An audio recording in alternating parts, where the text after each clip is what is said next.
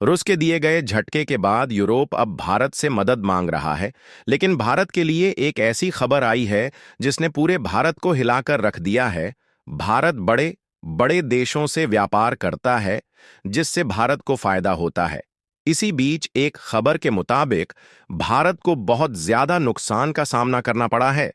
भारत दुनिया के सबसे अमीर देशों में गिना जाता है, लेकिन भारत के लिए एक ऐसी बुरी खबर आई है जिसने पूरे भारत को हिलाकर रख दिया है। एक तरफ भारत बांग्लादेश को उसकी औकात दिखाने में लगा हुआ है और दूसरी तरफ भारत को हैरान करने वाली खबर निकल कर आ रही है। इस खबर से पूरे भारत की इकोनॉमी को झटका लग सकता है, क्योंकि खबर ही कुछ ऐसी है। अगर भारत के लिए ऐसी ही खबर आती रही तो भारत को पाकिस्तान बनने में समय नहीं लगेगा। आखिर पूरी डेवलपमेंट क्या है, इन सब बातों को हम इस वीडियो में समझेंगे। वैसे तो भारत दुनिया के लगभग 20 से 28 देशों के साथ व्यापार करता है और भारत के इन सभी देशों से ज्यादा हद तक रिश्ते भी अच्छे हैं। भारत दुनिया के दूसरे देशों में आयात और निर्यात दोनों करता है और भारत को बहुत ज्यादा फायदा भी होता है। लेकिन इस बार पलड़ा पलट गया है, क्योंकि भारत को करोड़ों रुपए का नुकसान हुआ है। भारत व्यापार के मामले में दुनिया के सबसे बड़े देशों में से एक है। यहाँ का व्यापार बहुत पुराना है और आज भी भारत दुनिया के कई देशों के साथ आयात निर्यात करता है। भारत को बहुत सी चीजें दूसरे देशों से मंगवानी पड़ती है, जिसके लिए बहुत सारे पैसे भी खर्च करने पड़ते हैं। भारत सबसे ज्यादा पेट्रोल, सोना और मशीनें बाहर से मांगता है, क्योंकि ये चीजें भारत में ज्यादा उपलब्ध नहीं है, जिसकी वजह से भारत को दूसरे देशों से ये मंगाना पड़ता है। लेकिन भारत में भी कुछ चीजों का उत्पादन बड़ी मात्रा में किया जाता है। भारत में सबसे ज्यादा चावल, कपड़े, दवाइयां आदि उपलब्ध रहते हैं, जिन्हें भारत दूसरे देशों को बेचता है, जिसकी वजह से भारत को कभी फायदा होता है और कभी घाटा लग जाता है। लेकिन इस बार भारत को पिछले कुछ दिनों के मुकाबले ज्यादा ही घाटा हुआ है। भारत की इकोनॉमी के लिए एक बहुत ही ज्यादा बुरी खबर निकलकर सामने आई है। भारत देश को व्यापार में बहुत ही ज्यादा घाटा लगा है। अब की बार भारत को लगा यह घाटा पहले से लगाए गए अनुमान से ज्यादा है, जो भारत के लिए चिंता का विषय बनता जा रहा है। भारत को व्यापार में लगा यह घाटा नवंबर 2024 में 37.84 बिलियन डॉलर यानी कि लगभग 3 लाख करोड़ रुपए है।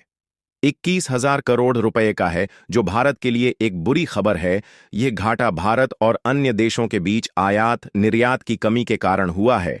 अक्टूबर 2024 में यह घाटा 27.1 बिलियन डॉलर था। भारत के व्यापार में गिरावट आने का कारण सही से व्यापार न हो पाना।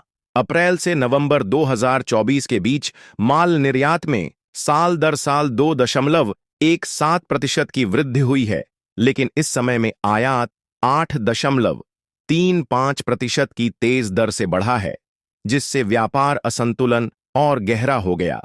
भारत को करोड़ों का नुकसान केवल पेट्रोलियम उत्पादों की कीमतों में आई कमी के कारण हुआ है। पेट्रोलियम के दाम बहुत ज्यादा बढ़ गए हैं, जिसकी वजह से पेट्रोलियम माल निर्यात बहुत ज्यादा प्रभावित हुआ है। हालांकि और व्यापारों में भारत को ज्यादा फायदा हुआ है। बाकी के इन व्यापार से 2024 में फायदा ही हुआ है।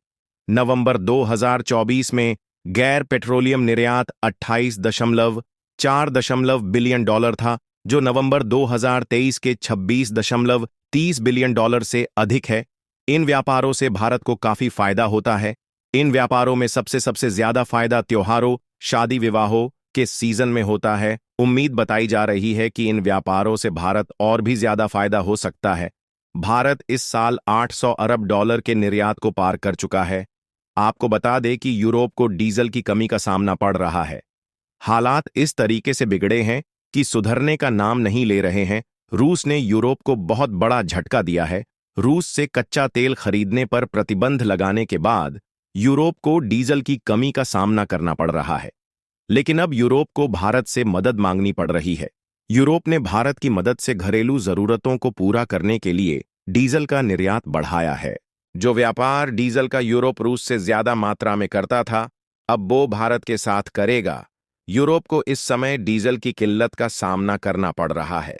दरअसल 1 साल पहले रूस से कच्चा तेल खरीदने पर प्रतिबंध लगाने के बाद यूरोप को डीजल की कमी का सामना करना पड़ रहा है। रूस ने सीधे तौर पर डीजल पर बैन लगा दिया था। यूरोप अब भारत से अपनी दोस्ती का हाथ मजबूत कर रहा है। अब यूरोप ने अपनी जरूरतों को पूरा करने के लिए भारत का रुख किया है। भारत से यूरोप को किए जाने वाले डीजल का निर्यात बढ़ गया है। इस व्यापार से भारत को ज्यादा फायदा होगा। यह अब 3 लाख बैरल प्रतिदिन के करीब पहुंच चुका है। आने वाले दिनों में इसके और ज्यादा बढ़ने की संभावना है।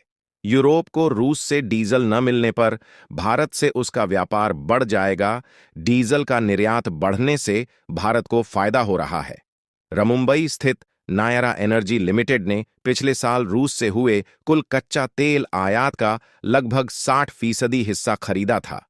यह कंपनी यूरोप में भी डीजल भेज रही है। भारत की और भी कंपनियों से यूरोप में डीजल भेजा जा रहा है। रिलायंस इंडस्ट्रीज लिमिटेड भी इंडियन डीजल का यूरोप में टॉप सप्लायर है। रिलायंस भी अपनी जरूरतों का 1/3 हिस्सा रूस से ही खरीदता है। आपको बता दें कि यूरोप के लिए रूस का डीजल लाइफलाइन था। रूस से ही यूरोप में सबसे ज्यादा डीजल जाता था। लेकिन रूस और यूक्रेन के बीच चल रहे युद्ध का इस पर काफी असर पड़ा है। वहीं प्रतिबंधों की वजह से भी यूरोप में उद्योग और ट्रांसपोर्ट सेक्टर डीजल की कमी का सामना करना पड़ रहा है। ऐसे में यूरोप ने भारत के साथ कई और जगहों से डीजल को मंगाने की बात की है। दुनिया के और भी देश इसमें शामिल है। अमेरिका, तुर्की और सऊदी अरब से भी तेल यूरोप जा रहा है। बता दें कि रूसी क्रूड ऑयल के बड़े खरीदारों में भारत भी शामिल है। भारत रूस के साथ अन्य देशों से भी कच्चा तेल खरीदता है। बहुत से माल को भारत दूसरे देशों से मंगवाता है। इसके बाद देश की रिफाइनरीज इसे डीजल में तब्दील कर देती हैं। इससे देश को डीजल निर्यात बढ़ाने में मदद मिल रही है। इस तरह से भारत के रास्ते रूसी डीजल यूरोप के देशों में पहुंच रहा है। भारत को भले ही डीजल से फायदा हो रहा है, लेकिन भारत को पेट्रोलियम में नुकसान का सामना करना पड़ा है। भारत बड़े बड़े व्यापारों के लिए जाना जाता है।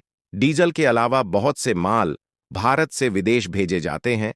भारत में सोने का आयात देश की अर्थव्यवस्था पर बड़ा असर डालता है। सोने का आयात बढ़ने से विदेशी मुद्रा खर्च होती है, जो देश की अर्थव्यवस्था को कमजोर कर सकता है। हाल ही में 2023 से 24 में सोने का आयात 30% बढ़कर 45.54 अरब डॉलर हो गया है। यह एक बड़ी बढ़ोतरी है। सरकार इस समस्या को सुलझाने के लिए सोने का आयात कम करने और घरेलू स्तर पर सोने के उत्पादन को बढ़ाने की कोशिश कर रही है। इसके लिए कई नीतियां बनाई जा रही हैं, ताकि देश की आर्थिक स्थिति मजबूत बनी रहे।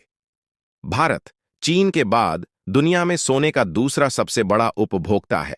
भारत में ज्यादातर सोना आभूषण बनाने के लिए आयात किया जाता है।